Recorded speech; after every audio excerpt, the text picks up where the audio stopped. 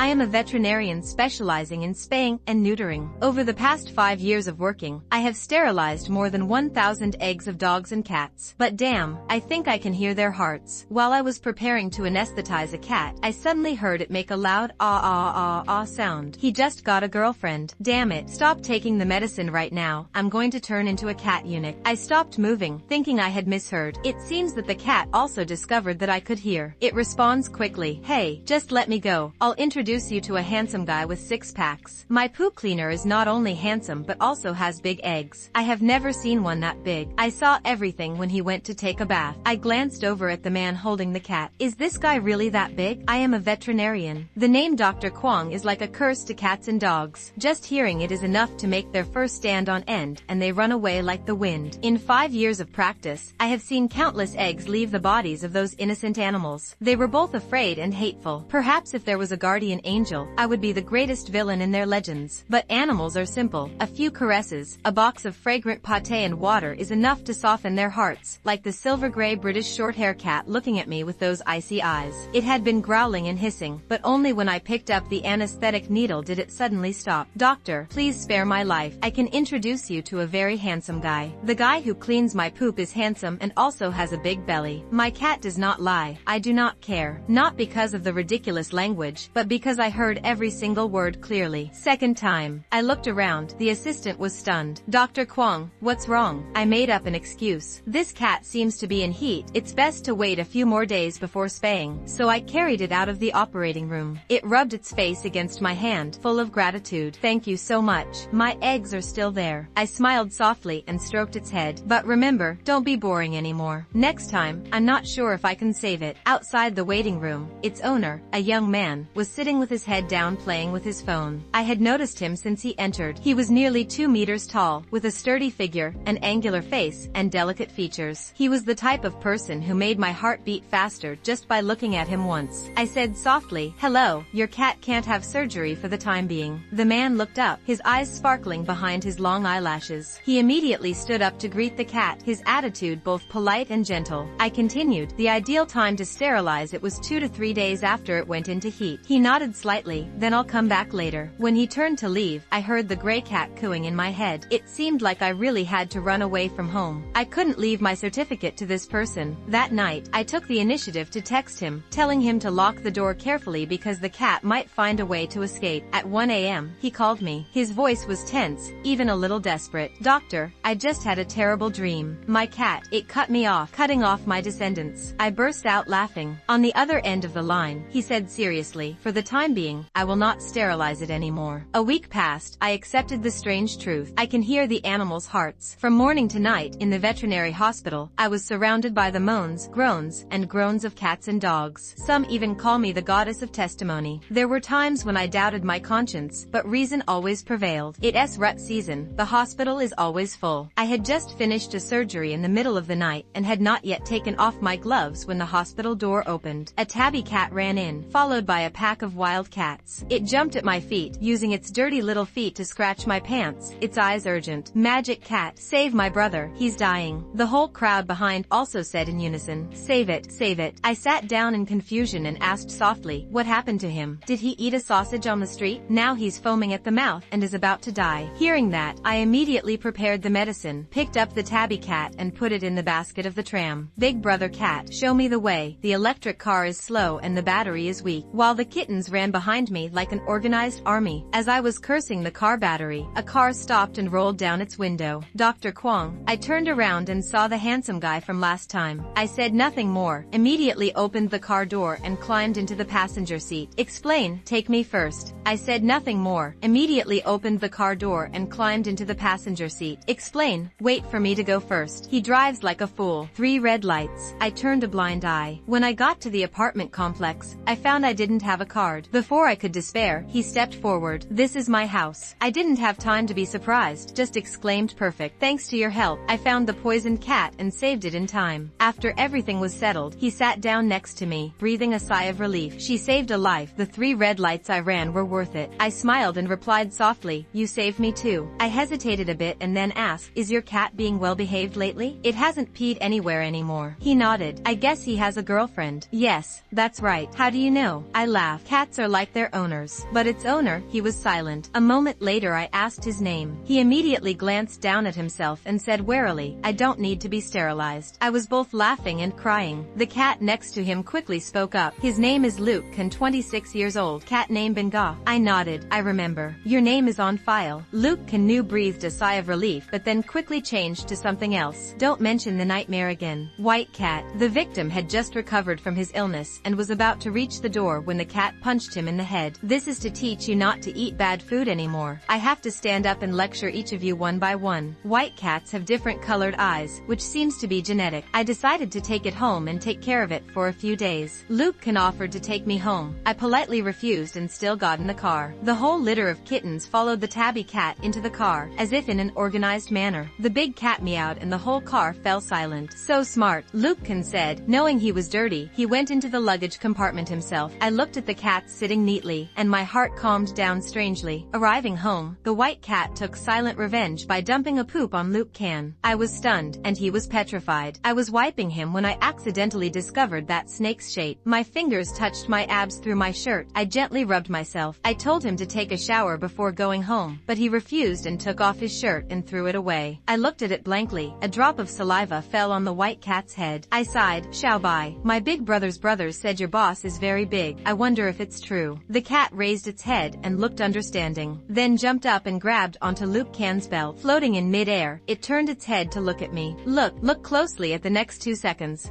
As soon as his scream rang out, I reflexively raised my hand to cover my eyes, even though I hadn't seen anything clearly yet. I honestly said with some disappointment, "Lu Jin, you're wearing your belt so tight as if you're afraid someone will snatch your pants." A cry for help rang out, interrupting my wandering thoughts. A trembling panic sound was the white cat's voice. I opened my eyes. Lukekin was holding its neck, his face darkened, his eyes red with anger. "Xiaobai, are you crazy? I've been courting you for more than a month, and in the end I get a scratch like this?" The white cat struggled desperately, its tail wagging wildly in the air. "I didn't mean to. I accidentally let me down." Only then did I see blood flowing from 2 long scratches on his skin below his abs, the red color spreading along the curves of his body, strangely making people feel more heartbroken than terrified. I swallowed. "Come here and let me disinfect it." I took the white cat, hugged it, and gently tapped its head twice. "What are you scratching so hard for, you stupid cat?" Lukekin sat down on the sofa, looking somewhat resigned. I opened the first aid kit, my hands shaking slightly as I dipped the cotton swab into the iodine. He frowned and groaned softly, biting his lower lip, his fingers lightly squeezing the edge of his shirt. At that moment, although he looked a bit silly, he looked like a wounded little fox, weak yet making people want to protect him. I tried to stay calm and said, "If you feel uneasy, go get an injection. Be careful when scratched by a stray cat." He tilted his head, his eyes softening. "No need. I have a great fate. Just before, I was chased down the street by a mastiff and had my legs bitten off, but I'm still alive and well." I chuckled softly, feeling a strange feeling of both respect and pity. It's just a pity that such a beautiful figure would probably leave scars. He laughed and lowered his head, his peach blossom eyes curved happily. "That's even better. Scars are badges." I raised my head to look at him. Those eyes, even with cats, were so gentle that they softened people's hearts. Sending him off, my face turned red as if someone had hit me. Before I could get rid of that feeling of confusion, I turned around and was startled. The white cat was standing on the dining table, its 2 front legs crossed, its head bowed, its ears flattened like a child who knew it was wrong. Oh my God, I was wrong. "If you want to chase me away, I won't blame you." I wanted to laugh but didn't know what to say. If I had to punish it, I would still punish it. I walked over, hugged it, and started sniffing it madly. Its white fur was fragrant and soft like cotton, and it struggled and protested. I'm not clean anymore. I don't care. This cat only needs to be punished by sleeping with people for a few nights, and it will be obedient." After a week, it has become a cat that specializes in licking its owner. It waits for me to come home every day. It's just a pity that the veterinary hospital is so busy these days that I almost always sleep at the hospital. On Tuesday night, I had some free time, so I took the opportunity to go home. As soon as I opened the door, I heard hurried whispers from inside the house. "Divine Cat is back. Quickly hide before she finds out." I immediately opened the door and rushed in, but the house was as quiet as if nothing had happened. The white cat slowly walked over, rubbing its head against my leg and flattering me. My cat missed her so much that she couldn't sleep or eat. I looked at the empty food bin and smiled coldly. "Where are your friends hiding?" It trembled but still kept its mouth shut. I crossed my arms. "Do you think you can hide from me? Want me to check the camera?" My cat doesn't betray betray his friends. They're not hiding in the closet. As soon as she finished speaking, White Cat covered her head with her paws. Then, I pulled the closet door open. In my pile of clothes, a silver gray British Shorthair and a calico cat were hugging each other like they were filming a love movie. Both of their fur stood on end, but only the calico cat was scared and hid in the gray cat's arms. The gray cat licked his girlfriend's ear, softly reassuring her, "It's okay, she's not ugly." He stepped in to deal with it. I was silent. If I had come home one more minute later, this closet would have become a mini motel for the two cats. I grabbed the gray cat by the scruff of its neck and pointed at its face. "Just because of that, you're secretly in love? Believe it or not, I'm dead now." It immediately closed its eyes and cried out, "Duent, I just want to find a place to date. If I knew it was your house, I wouldn't go anywhere." White Cat also knelt down and begged, "Oh God, cat, spare my big brother." I started to do attend. At that moment, the calico cat came over, its eyes no longer afraid. I wanted to talk privately. I nodded, leading it into another room. It bowed its head. "I beg you, don't kill him. I want to give birth to his child." I was stunned. "Have you thought about it? It's not easy to get pregnant with a female cat. There's a high risk that she'll lose her beauty after giving birth." It looked at me, its eyes filled with determination. "I almost died in a forest fire, but I survived. I can bear this kind of pain." The calico cat told me the story of its abandonment before it was weaned. Lying next to the dead cat's body, it almost died from the rain and insects. But then a group of cats came, led by a tabby cat, running to ask for help. "Find my big brother. He will save it." So the gray cat, Tang Biao, carried it to the hospital and stood by its bedside. Tang Bill was not just a cat, he was a hero in its eyes. After recovering, it left home, looking for him with its scent and heart. After listening, I cried, not because of love, but because life, stubborn, small but extremely strong, of the most fragile creatures. I sat down, gently said, "Okay, I promise you will have a litter of healthy kittens." I personally brought the silver gray British Shorthair cat to the bottom of Luke Can's apartment building. At that time, he was posting cat-looking flyers on the bulletin board in the apartment building, his eyes red from crying, his hands shaking from the cold wind. A grown man, yet he was like that just because of a cat. I said softly. He did not reply to the text message. I had to bring it there. Crying would not help. Luke Can looked up, his eyes filled with astonishment, then turned to joy. He immediately hugged the cat, his voice choked. Thank you, Dr. Kwong. Where did you find it?" I just chuckled. It ran to my house by itself, complaining about him all day that he was a grumpy old man. Just because of a little argument he wanted to take it to be sterilized. Luke Can laughed. Tears. The cat's eyes were dirty on the cat's fur. He stroked its head, both gently blaming and full of love. "This silly girl, I only want the best for you. I even chose the most expensive sterilization package." The cat squinted its eyes lazily at him, its tail wagging indifferently. "This is the only benefit I give you. Know how to appreciate it." I looked at both of them and teased, "Even your gas tank can find such a pretty girlfriend. Why don't you try to find one?" Luke Can was stunned and pointed at himself. "Me?" I nodded, deliberately serious. "For example, a veterinarian, stable job, contact with all animals, no chance of adultery, very safe." The British Shorthair turned to look at me, its eyes filled with doubt. I heard Tang Biao say, "Do you really like my big brother?" I just smiled and did not deny. He pondered for a moment, then raised his eyebrows slyly. "Okay, to thank you for not sterilizing me, I'll give you a hand. I'm curious, how can I help?" It gently licked its feet, smiling slyly. "I'll fake a sickness for 3,000. You have a perfectly legal appointment." A week later, Luke Can rushed into the clinic in a state of panic. "Dr. Kwong, my cat hasn't eaten or drunk anything for days now, sitting down like a hen. Please help me." I carried the cat into my room. As soon as the door closed, it immediately returned to its normal state, yawning lazily. "See, I created an opportunity for you, and you're not grateful. If you want to be my second scat sweeper, you have to be capable." I sighed. Cats nowadays also know how to manipulate people's hearts. 20 minutes later, I stuffed it into the shipping box and calmly said to Luke Can, "It's fine, it just doesn't like the current food. I recommend switching to a weight loss type." I glanced at that fat belly and added, "Otherwise, sooner or later, I'll be mistaken for a piglet." "Human, can't you speak more gently?" Luke Can scratched his head and looked at the fat cat, embarrassed. "I spoiled it too much. It really needs to be adjusted." I stood up. As he was about to leave, I suddenly looked up. "Make up your mind. We've known each other for a long time. Do you have time tonight? Let's go out for a meal." Luke Can paused as if surprised. After a while, he gently refused. "Sorry, I've been busy practicing every night lately." I smiled, but my heart turned a little cold. Only the cat's voice echoed from the shipping box. The blind old man was always worried about his body and punished him to only love the treadmill in this life. After that time, I did not look for him again. We went into a silent communication that lasted for 2 months. One late night, I came home tired from work and pushed open the balcony door to see some cats standing there. Under the dim light, the funeral director stood in the middle, his fur ruffled by the cold wind. "I've been waiting for you for a long time. I'm starving to death." I walked over and gently stroked each child's head. "What's up?" "Luke Can's daughter is about to give birth. I need your help." I was stunned by the calico cat. A little cat interjected, "That's my big brother's girlfriend." I hesitated. "It's about time, but I'm not sure I can face him,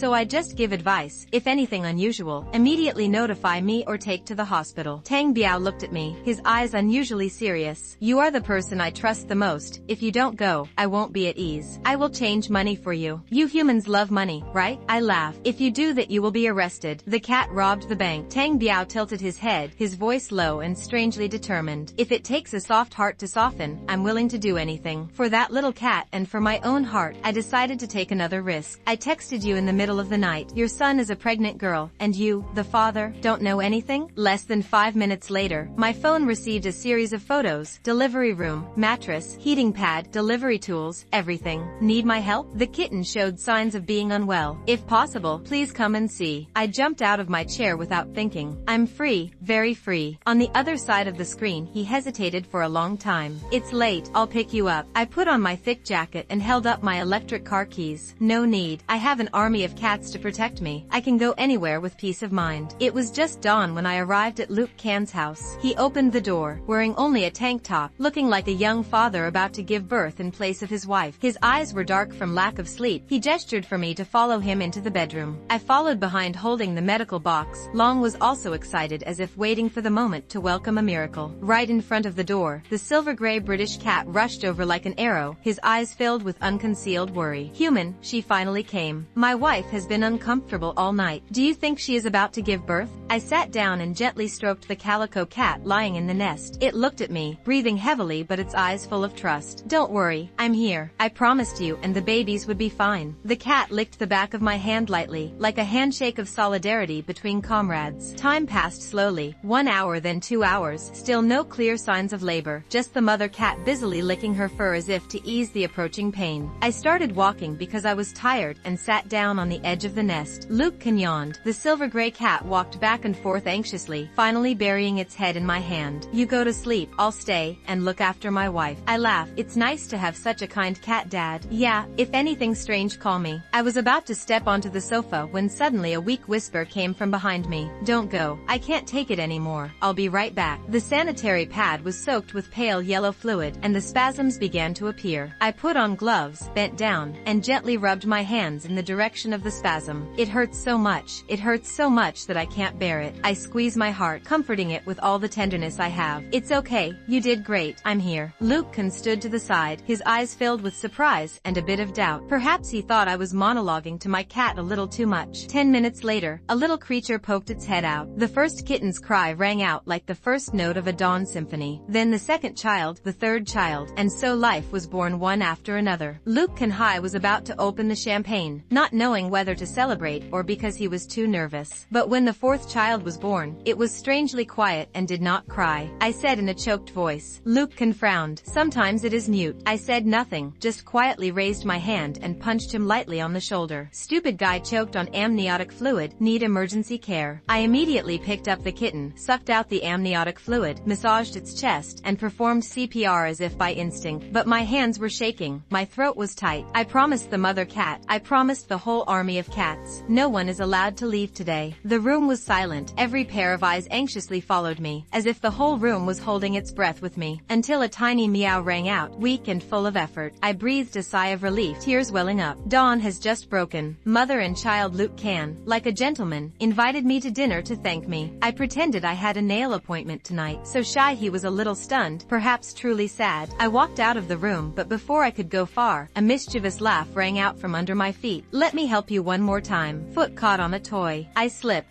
and like in the movies, a strong arm wrapped around my waist to support me. "Dr. Jiang, be careful." I raised my head. Lu Jin's face was so close that I could feel his breath. His gaze was no longer that of a stranger. "Oh, aren't you going to get up?" I quickly got up, coughing a few times to clear the awkward atmosphere. "Oh," I suddenly remembered that the nail salon was closed tonight. "Well, I'll have dinner with him." His silver-gray cat quietly returned to his wife, his voice filled with tears. "Honey, you've suffered too much. I promise I won't let you give birth again." Hearing this, I glanced at Lu Jin, pulled him to the corner of the room and whispered something. He opened his eyes wide. Are you sure? I nodded, my eyes cold as a knife. Definitely. A month later, the first birthday of the 4 kittens was celebrated grandly at Lu Jin's house. Each guest cat was given a cake, sheep's milk, and a bag of premium food. Tang Biao chewed and exclaimed, I can't believe it, I've lived for more than 10 years. I just met such a thoughtful cat god. The little cats nodded in agreement. Long live the cat god. Everything was going perfectly until an old cat suddenly stopped eating. His eyes filled with suspicion. Wait, there's something wrong with this box, but it was too late. Each cat collapsed like a fallen autumn leaf. I stood in the middle of the room, adjusting my surgical mask, smiling gently. Okay, let's start harvesting the eggs. Behind the gentle face of the cat god was a cold-hearted castrator. I didn't hate these cats, but I didn't want any more stray mother cats in pain from giving birth. I didn't want to see their weak eyes whining in the winter night anymore. Took a group photo, smiled gently. Later, if they woke up, I just hoped they would understand. I did it out of love. I sat in front of the operating room in silence. Luke Can came and sat down next to me, his breath blowing on my hair. Even cats have lovers, and he was almost 30 but still single. Something was really wrong. He rubbed his hands, not daring to look at me, his face red. Blush. I tilted my head to look at him. Was that quiet smile real? He took a deep breath. He thought it was time to get a girlfriend. I laughed, and for the first time I saw